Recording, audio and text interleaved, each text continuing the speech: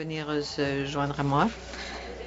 Nancy Beckford est directrice générale de À Voix égale. Auparavant, elle travaillait avec un mouvement d'action national et elle a aussi été stagiaire sur la colline du Parlement. Nancy Cardaquander fera partie aussi du panel. Elle a déjà été députée fédérale et elle dirige un programme, Jane Garden, à la Fondation Gordon. Elle a été députée et elle était la première représentante féminine de l'Arctique et première députée du Nunavut. Claudette, on l'a déjà rencontrée ce matin, est directrice exécutive de la Confédération des centres éducatifs et culturels du Canada, qui vise à préserver les langues autochtones. Je vous invite, mesdames, à venir prendre place sur la tribune.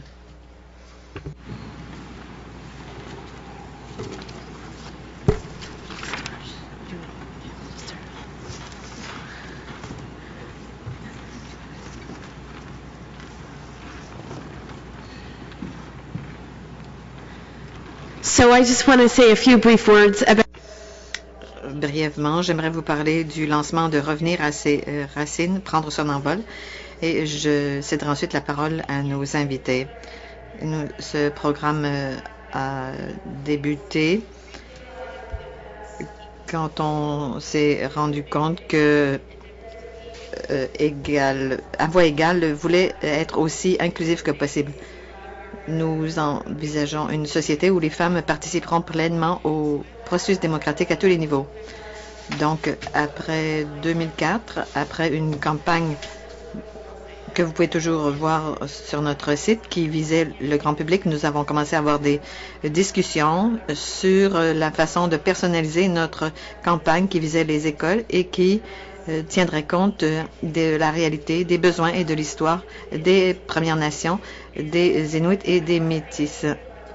J'aimerais remercier Viola Thomas et d'autres qui nous ont beaucoup aidés à réfléchir stratégiquement sur la façon d'utiliser cet outil. Aujourd'hui, nous avons vraiment l'occasion d'inviter les Premières Nations, les Inuits et les Métis et leurs représentants qui sont ici aujourd'hui. Nous avons eu la chance d'obtenir un financement du ministère des Affaires indiennes et du Nord et de la condition féminine pour faciliter la participation de plusieurs représentants des Premières Nations, des Inuits et des Métis. Nous sommes très heureux de vous accueillir.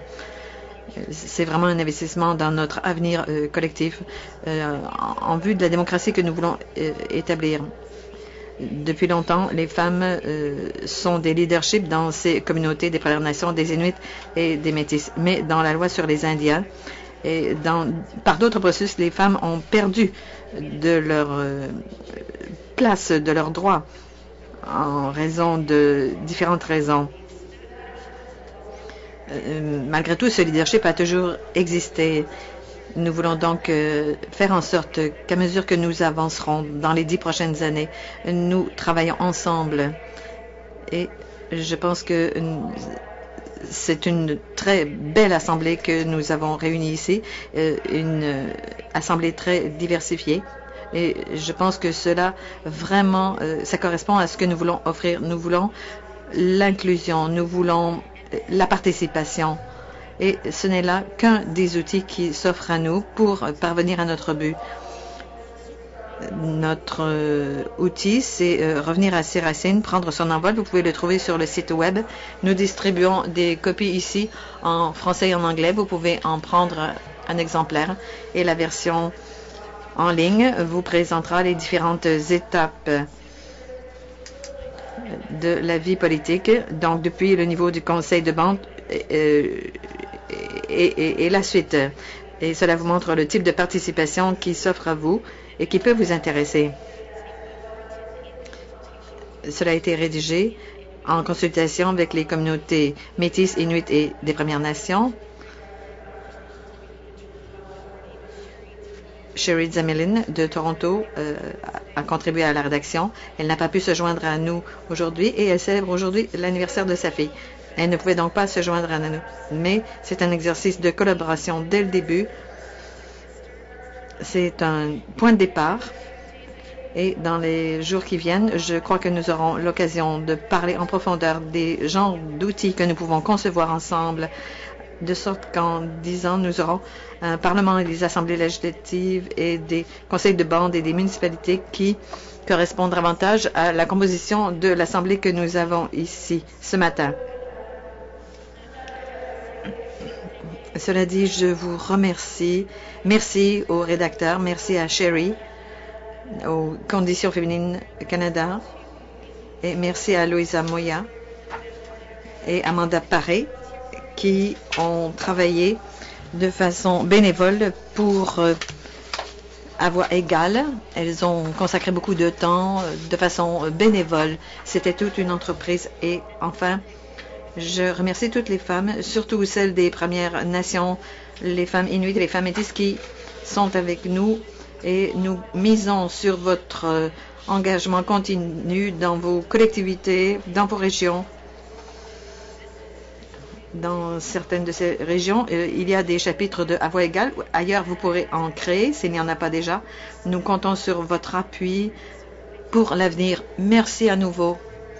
Et nous sommes impatients d'écouter nos invités qui vont continuer de nous parler de ces questions. Merci.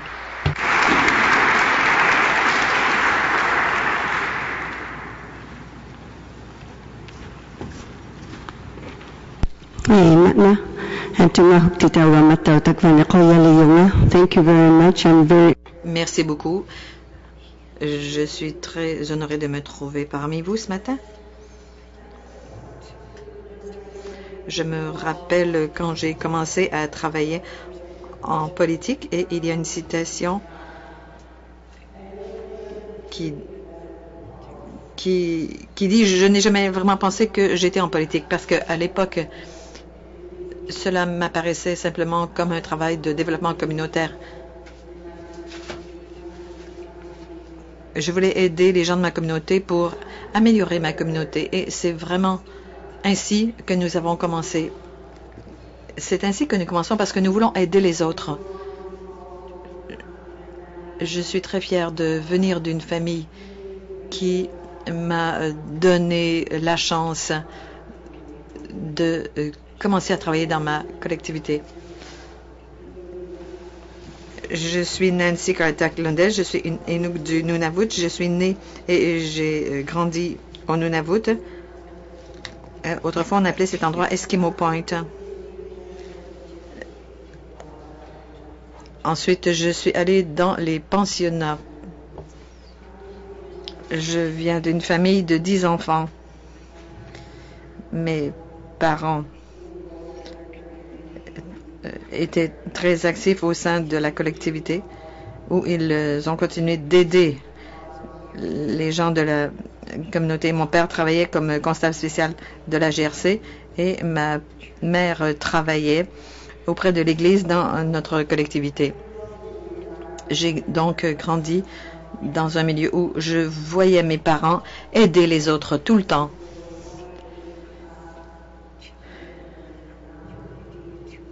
Donc nous, les enfants, nous avons eu l'occasion de voir comment ils étaient engagés et nous avons ainsi grandi en pensant que nous devions aider les autres dans notre collectivité quand ils étaient dans le besoin, car on ne sait jamais quand soi-même on aura besoin d'aide.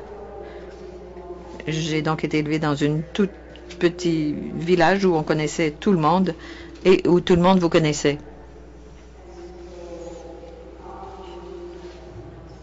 Il nous incombait donc de porter secours aux autres. Voilà le milieu d'où je viens.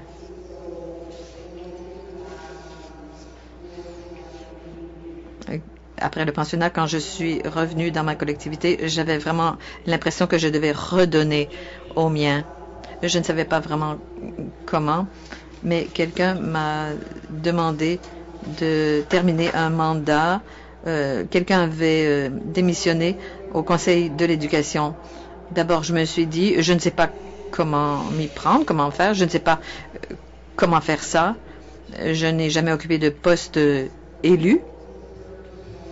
Alors, cette personne m'a dit, nous travaillons au Conseil de l'éducation. Personne n'a jamais terminé ses études et vous avez terminé vos études. Vous pouvez représenter le point de vue de quelqu'un qui a fini ses études. Et au Conseil, vous pouvez nous aider en présentant votre expérience parce que vous avez une expérience des études. Vu ainsi, les choses vues ainsi, j'ai été plus à l'aise de remplir ce mandat qui restait de 3 ans, de 3 mois plutôt. Et puis, ça m'a tellement plu que j'y suis restée. Mais ça m'a donné l'occasion de comprendre que parfois, on ne se connaît pas bien soi-même, on ne voit pas les capacités qu'on a. D'autres voient mieux notre potentiel. Et je pense que c'est pourquoi les membres des peuples autochtones ont parfois du mal à se voir en politique. Parfois, on ne voit pas ça vraiment comme des questions politiques. Mais peu importe le titre du poste, il s'agit toujours d'aider les autres. On a tendance à se sous-estimer et à se dire qu'on ne peut pas faire telle ou telle chose. Il faut donc encourager les autres quand on voit en eux quelque chose qui leur permettrait d'aider leurs concitoyens.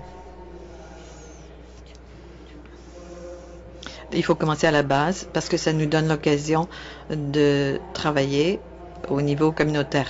Et quand j'ai siégé à la Chambre des communes pour la première fois, il y avait 301 députés. J'ai eu un petit moment de panique en me disant qu'est-ce que je suis venu faire ici? Je ne sais pas si j'y arriverai. Et plus j'y réfléchissais, je me suis dit que je suis arrivé ici exactement comme les 300 autres députés. Je veux représenter les gens de mon pays et je me suis dit que les autres ici ne savent pas ce que c'est que de vivre dans une toute petite collectivité et de vivre ce que nous avons vécu et les changements que nous avons dû subir depuis l'époque de mes grands-parents, de mes parents et de moi-même.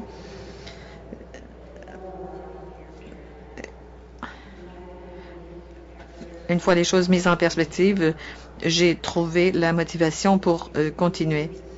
Et vous, dans vos petites collectivités, vous avez aussi cet outil parce que vous savez ce que c'est que de vivre là-bas.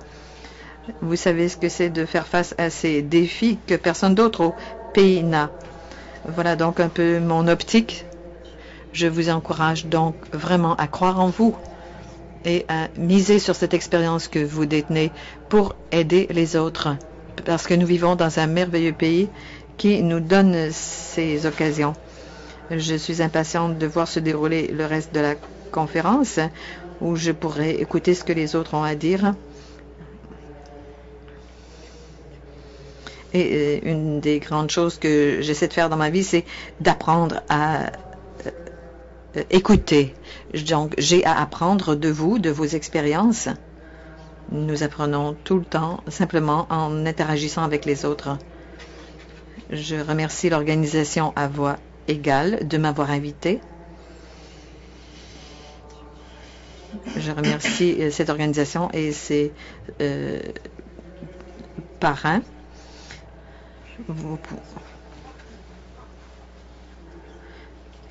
Donc, l'union fait certainement la force et je vous remercie d'être venu participer à cette réunion. Merci.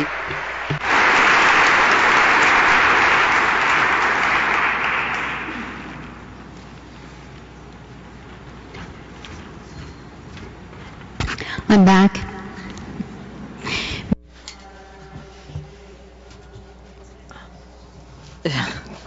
Donc, je suis de retour. Je tiens à remercier Viola Thomas qui m'a demandé de participer au panel pour présenter un aperçu des exemples des rôles de leadership que les Inuits, les Métis et les femmes des Premières Nations ont occupés en matière de leadership. Mais auparavant,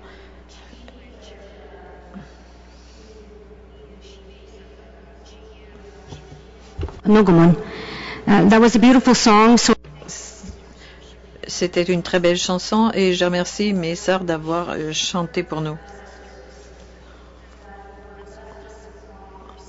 Nos sœurs qui sont détenues en prison, elles apprécient chaque fois qu'on chante cette chanson pour elles. Je sais que nos sœurs qui sont là dans la rue, nos sœurs qui ont disparu, apprécient beaucoup cette chanson. Et cette chanson est donc très chère pour nous, pour toutes nos sœurs. Avant que je parle de la signification du lancement de revenir à ses racines, prendre son envol, pour encourager et promouvoir la participation en tant que leader des femmes inuites, métisses et Premières Nations, il est très important qu'en tant que Canadienne, vous compreniez bien qui sont les femmes leaders qui ont pavé la voie pour la participation des femmes dans les communautés inuites, métisses et Premières Nations. Qu'on pense simplement à nos grands-mères, à nos mères, mais comme on a peu de temps, je ne peux pas mentionner toutes ces femmes qui ont été importantes, mais je vais vous donner quelques exemples néanmoins. Thelma Charles-Fou est une femme métisse. Elle a été nommée au Sénat par Jean Chrétien le 26 novembre 1997. Elle a travaillé au Sénat jusqu'en février 2004. Avant sa nomination au Sénat canadien, elle a travaillé comme enseignante et a travaillé dans les communautés métis. Depuis, elle est retournée à ses racines et elle dirige un institut culturel à Saint-Albert en Alberta. C'est une organisation qui s'occupe d'éducation pour la communauté locale. Comme Thelma l'avait dit, j'étais la première femme autochtone nommée au Sénat du Canada. Je suis la première femme métisse nommée au Sénat du Canada. Et ce que je trouve, c'est que malheureusement, les Canadiens connaissent très peu les peuples autochtones.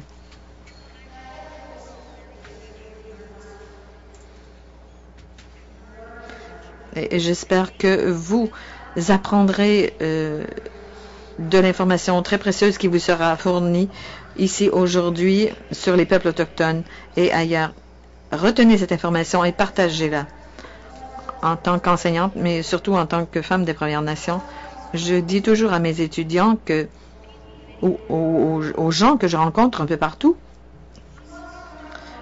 vous devez apprendre sur les premiers peuples de ce pays appelé le Canada. Nous étions là, et nous sommes là et nous serons toujours là. Ce faisant, vous manifestez du respect. Et c'est aussi un geste de réconciliation. Mais je crois fermement en l'espoir, en l'énergie positive. Et le changement se produira. Je crois toujours que ce sont les bonnes personnes qui se trouvent dans la bonne tribune. Et nous allons travailler ensemble, nous allons apprendre. Nous sommes ici pour vous enseigner. Vous allez apprendre. Et ensuite, à votre tour, vous enseignerez aux autres qui sont les peuples autochtones des Premières Nations. La prochaine leader que j'aimerais vous présenter est Ethel Blondin-Andrew. C'est une femme des Premières Nations. L'honorable Ethel Blondin-Andrew était la première femme autochtone élue à la Chambre des communes et la première à occuper un poste de ministre. Madame Blondin est une d'aînée.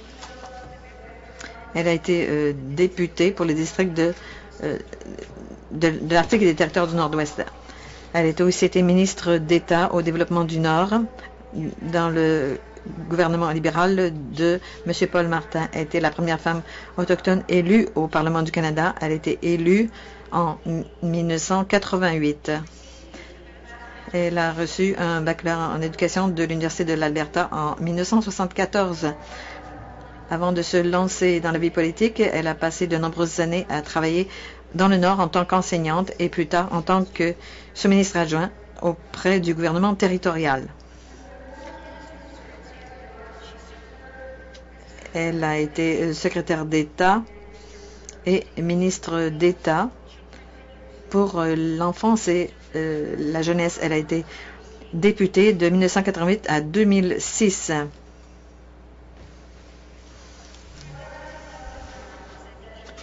J'aimerais vous dire que la loi sur les Indiens, qui est une loi fédérale imposée au peuple des Premières Nations au Canada,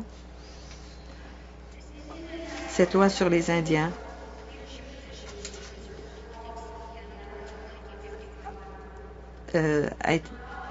jusqu'en 1951, nous n'avions pas le droit, en tant que femmes, de participer à la politique des bandes locales. Ce n'était pas nos gens qui nous le refusaient, c'était le gouvernement fédéral qui nous l'interdisait. Peu de gens connaissent la loi sur les Indiens. Peu de gens savent même que cette loi existe. Peu en ont entendu parler, ou d'autres croient que ça existait autrefois et que ça a disparu. Pourtant, cette loi subsiste. Elle existe depuis 1851.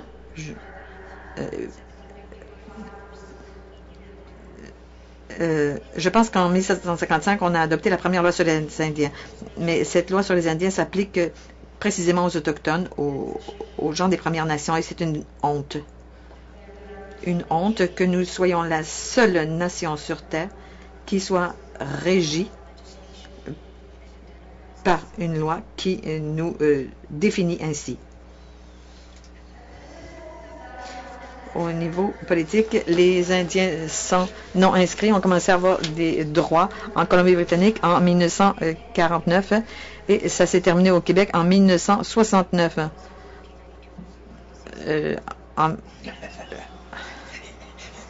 Je voulais ajouter quelque chose que je ne mentionnerai peut-être pas tout de suite maintenant, mais peut-être que je devrais quand même. Comme je dis toujours à mes étudiants, quand la colonisation a commencé en 1992, on a parlé de la découverte. C'est un mythe, mais malheureusement, c'est un mythe qui persiste et qui est une réalité parce que c'est utilisé contre nous. On prétend qu'on nous a découverts, mais nous avons découvert les autres. Vous connaissez tous l'histoire de Christophe Colomb. Il s'était perdu. Il cherchait l'Inde. Ce n'est pas qu'il nous a découvert, nous l'avons plutôt découvert. Et il cherchait la terre du lait et du miel et c'est là qu'il a abouti. Les femmes des Premières Nations ont été exclues du processus politique par la loi sur les Indiens. Cette règle a été changée en 1951 parce qu'on a apporté des modifications à la loi sur les Indiens qui leur a permis de participer à la vie politique en tant que candidate et électrice.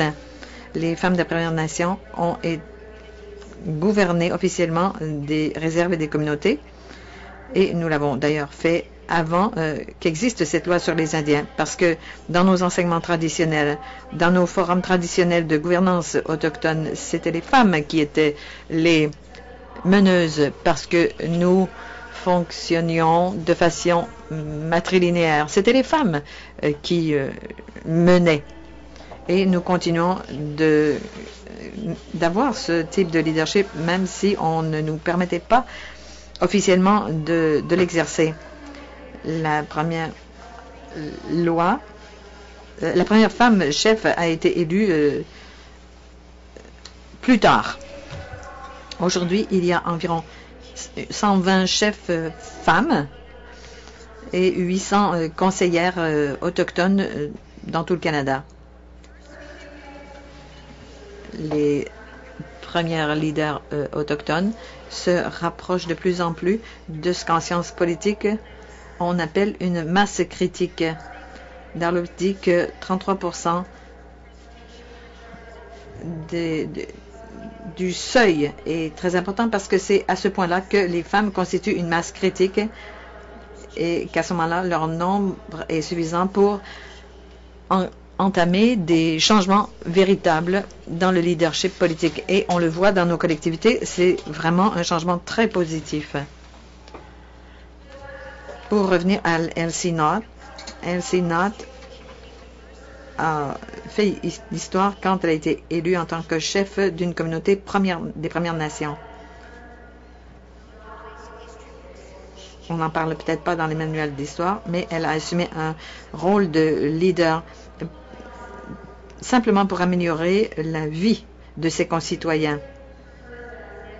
Et on le voit bien quand Elsie parle de son expérience. Elle a assumé ce rôle, pas pour elle-même, mais pour les siens. C'est une responsabilité que nous respectons et à laquelle nous tenons. Nous le faisons pour les nôtres, pour nos gens, pour nos collectivités. Elsie est née en 1922. Elle a grandi à la nation de Curve Lake, qui se trouve juste au nord de Peterborough, dans le sud-est de l'Ontario. À 15 ans, elle s'est mariée et elle a eu 3 enfants. Elle a été élue chef en 1954, 3 ans après la modification de la loi sur les Indiens qui ont donné aux femmes le droit de voter aux élections de bande et de participer au conseil de bande. Elle a travaillé jusqu'en 1960 et a été élue à nouveau à ce poste en 1970 et elle a gardé ce poste jusqu'en 1976. Ça, c'est une femme de valeur parce que c'était tout un défi quand on occupe un poste de leader. Mais je rappelle qu'elle l'a fait pour les siens, pour sa collectivité.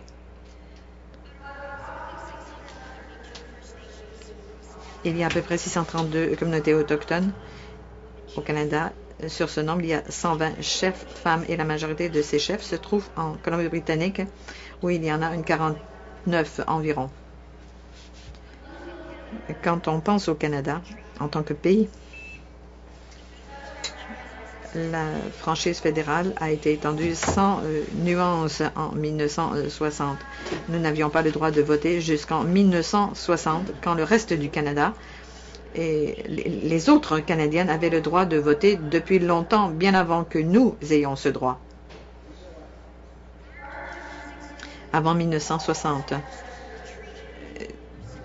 tous les Indiens inscrits et visés par des traités devaient répondre à des conditions pour avoir le droit de voter. Ils devaient vendre leur identité indienne, l'identité indienne qui leur avait été conférée par la loi sur les Indiens. Ils devaient vendre leur indianité, vendre leur droit d'Indien pour devenir un Blanc, devenir un Canadien, pour avoir le droit de voter, pour avoir le droit de travailler, le droit de s'instruire. C'est une mesure parfaitement discriminatoire. C'était vraiment discriminatoire. Les Indiens et les Inuits avaient obtenu un droit de vote en 1950. Maintenant, j'aimerais vous parler d'une femme inuite, un leader politique, Nellie Cournoyer. C'est une politicienne canadienne qui a été 6e première ministre des Territoires de 1981 à 82. Elle a été la première ministre d'un territoire canadien et la 2e première ministre dans l'histoire du Canada après Rita Johnson en Colombie-Britannique. Avant d'entrer en politique, Cournoyer travaillait pour CBC North et travaillait pour les Nuits de Tapirissa du Canada. Elle a d'abord été élue à l'Assemblée législative des territoires en 1979 pour représenter le district électoral de l'ouest de l'Arctique. Elle a occupé différents postes ministériels. Le 14 novembre 1991, elle a été élue Premier ministre. Le Premier ministre est élu par des membres élus à la suite d'une élection générale. Cournoyer a été Premier ministre jusqu'en 1995 et a ensuite de ne pas se présenter à nouveau aux élections. Elle a remporté un prix en 1994 et elle a obtenu des doctorats honoris causa de diverses universités, dont l'Université de Toronto. En 2008, elle est devenue officier de l'Ordre du Canada et elle est également commandeur et a obtenu différents prix. Des prix qui reconnaissent sa force en tant que leader. Et je dis à tous les leaders femmes inuits, métis et des Premières Nations, qu'il faut reconnaître leur valeur, leur travail, leur courage de s'être levés, d'avoir agi, de s'être levés pour leur communauté. Et j'encourage les femmes des Premières Nations, les femmes inuits et les femmes métisses à s'engager sur la scène politique locale, régionale et provinciale et fédérale. C'est tout un défi, mais j'adore la politique. Je ne suis peut-être pas dans le bon métier. Est-ce que c'est une campagne politique que je mène là? Non, mais j'encourage nos sœurs, mes sœurs. Je vous encourage à vous informer, à apprendre, à allumer ce feu que vous avez en vous. Occupez la place qui vous revient en tant que leader au sein de vos collectivités, au sein de vos nations et au sein de notre pays. Je veux aussi vous dire que avant que le système britannique soit adopté dans notre pays, de nombreuses collectivités étaient gérées de façon matrilinéaire dans tout le pays. Et maintenant, nous revendiquons la récupération de ce processus. Le processus matriarcal, matrilinéaire, ces structures de gouvernance, parce que c'est ce qui nous a été confié par le Créateur depuis des temps immémoriaux, et nous avons le droit de pratiquer et d'exercer ce qui nous a été confié. Je tiens à féliciter à voix égale pour vos efforts de rassembler les femmes des Premières Nations, Inuits et Métis, parce qu'il faut plus de femmes de ces groupes au Parlement. Et je vous encourage donc à vous faire lire mes jeunes sœurs, puisque vous êtes les dirigeantes de demain. Toutes les dirigeantes autochtones doivent se lever et j'aimerais que vous les applaudissiez.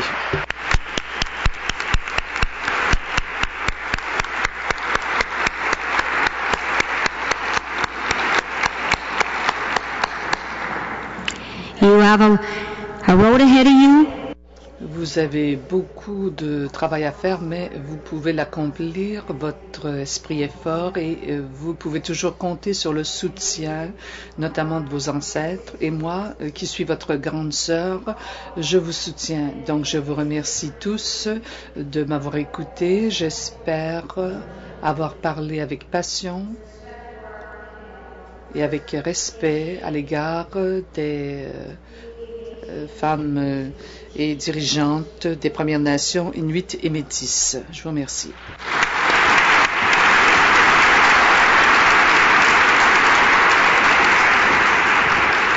Thank you very much, Claudette. Je vous remercie beaucoup, Claudette. C'était très émouvant. J'aimerais maintenant demander au Minawashin Lodge Hand Drummers de venir se joindre à nous en cette semaine de la Journée internationale de la femme.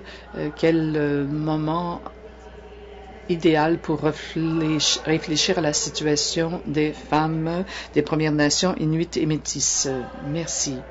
Je pense que sur chaque table, vous trouvez des exemplaires du rapport qui se trouve aussi en ligne, de nombreuses réalisations à célébrer, mais encore beaucoup de travail à faire.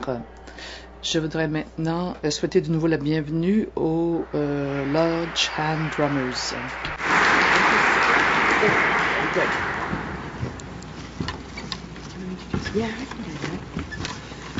Our next song will be Anishinaabe Kwe, and it's honoring bringing our. Notre prochaine chanson est en Anishinaabe, dont les grands-mères nous soutiennent et nous aident à obtenir ce dont nous avons besoin.